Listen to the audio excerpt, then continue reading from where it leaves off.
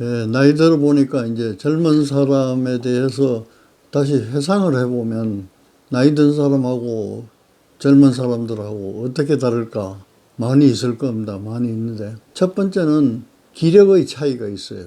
쉽게 얘기하면 기운이 젊을 때는 많고 나이 들면 기운이 적다는 뜻이에요. 근데 그거는 자연의 현상이니까 어떻게 할 수가 없어요. 젊을 때는 왕성한 이제 세포 분열도 되고 생산도 많이 되고 그렇지만은 나이 들면은 생산되는 세포보다는 죽어나가는 세포가 더 많기 때문에 자연 늙는 거예요.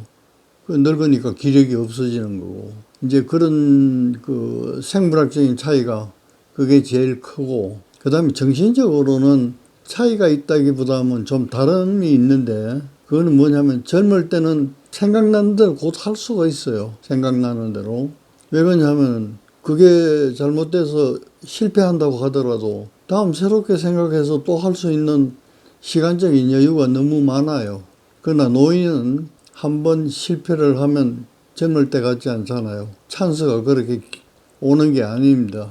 이제 그런 차이가 있다면은 정신적으로 비교해서 청년들은 좀 용감하겠죠.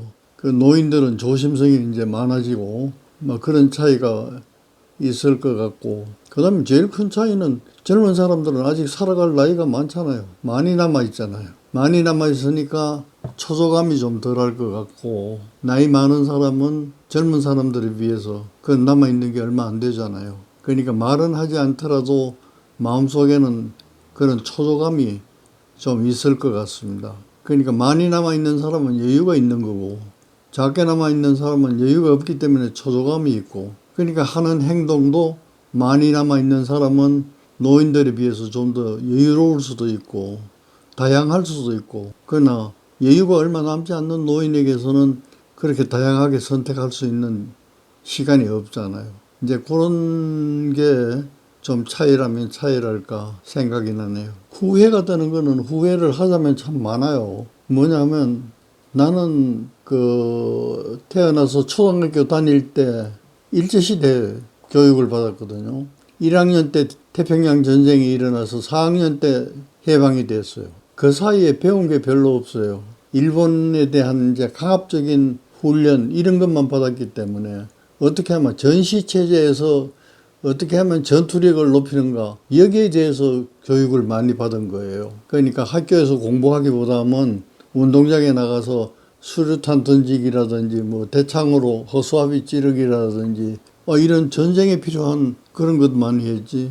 그 다음에 전쟁 물자를 그거 한다고 이제 뭐 공출하러 아니면 산에 가서 송진 같은 걸 딴다든지 퇴비를 만든다든지 그런 근로 그러니까 공부할 시간이 별로 없었어요. 해방이 되고 난 다음에는 이념적인 이제 투쟁이 있으니까 굉장히 혼란스러웠어요. 그러니까 온전한 교육을 또 받지 못했죠. 중학교 3학년 때 유교 사변이 일어나니까 이건 완전히 공부할 수가 없어요. 내일이 어떻게 될는지도 모르고. 그래서 나는 대구가 고향이기 때문에 대구에 있었는데 대구도 거의 점령당할 뻔했으니까 그런 상황에서 어떻게 공부를 정규적으로 할 수가 있겠어요.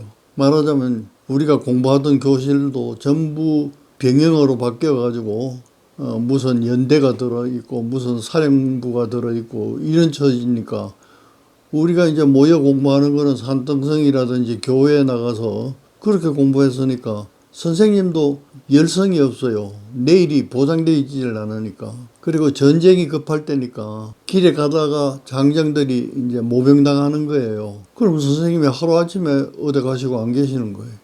전쟁터에 나가시고. 그러니까 이제 공부의 진도가 안 나가는 거예요. 진도도 안 나갈 뿐 아니라 선생님도 열성이 없어요. 왜 그러냐면 피곤하잖아요. 내일이 어떻게 될지도 모르는. 또 학생들도 정말로 내일이 어떻게 될지도 모르고 길에 나가면 모병돼서 전선에 나갈지도 모르고 이런 불안한 시기에 무엇을 공부하고 어렵잖아요. 그러니까 중학교, 고등학교 시절도 체계적인 공부를 한 게 없어요. 그래서 그 다음에 내가 이제 전문의가 되고 교수가 되면서 그때부터 새로운 공부를 시작했다 해도 과언이 아닙니다. 그래서 내가 지금 후회가 된다면은 그거는 시기적으로 어쩔 수 없었지만은 게으름을 피우지 않고 그렇더라도 자기가 찾아서 공부를 했으면 하는 이제 그런 후회는 좀 있어요. 그리고 이제 영어 같은 것도 그래요. 요새는 뭐 젊은 사람들이 영어를 모국어 쓰듯이 잘 쓰는 사람들이 많아요. 유학 가서 공부해 온 사람들도 많고 그러기 때문에. 그러나 내가 공부할 때는 선생님이 안 계셔요. 그럼 누가 가르치느냐? 일제시대에 배우셨던 그런 선생님들이 가르치니까 영어 발음이라는 게 영어 발음이라고 할 수가 없는 거예요. 예를 들면 this is a desk 이러면 이것도 이제 발음이 내가 시원찮잖아요. 근데 이 발음조차도 어떻게 가르치냐면 this is a desk 뭐 이런 식으로 가르치는 거예요. 그것도 교과서에 한 학기에 내가 한 3과 정도 배우면 레슨 3 정도 나가면 그 이상 배운 게 없어요. 그건 일부러 그런 게 아니라 그때 상황이 그랬는 거예요. 그래서 후회가 된다면 그것도 하나 후회라. 영어 하나만 내가 좀 더 잘했어도 내가 교수가 돼서 더 많은 지식을 흡수하고 학생들에게 가르쳐 줄 수 있었는데 그게 이제 상당히 제한점이고 그 다음에는 이제 생활 자체가 그렇게 좁혀져 있으니까 다른 것을 뭘 생각하고 상상하고 할 여지가 없어요. 젊을 때는 상상력이 많아야 됩니다. 상상력이 많다는 것은 창조력이 많다는 뜻하고 같은 거거든요. 창조력이 많아야 예술이나 문학이나 과학이나 모든 것이 발달하는데 그것이 없으니까 그냥 모방하고 이런 수준에서 그치는 거예요. 근데 그때하고 지금 청년들하고 비교하면 청년들이 너무 부럽죠. 그런 상상력도 크고 행동도 자유롭고 또 생각하는 범위도 넓고 공부하는 방법도 다양하고 그러니까 이제 이런 것에 비해 가지고는 그때 내가 젊을 때는 이런 점들이 다소 부족하고 부족하니까 후회가 되고 그렇다는 얘기예요.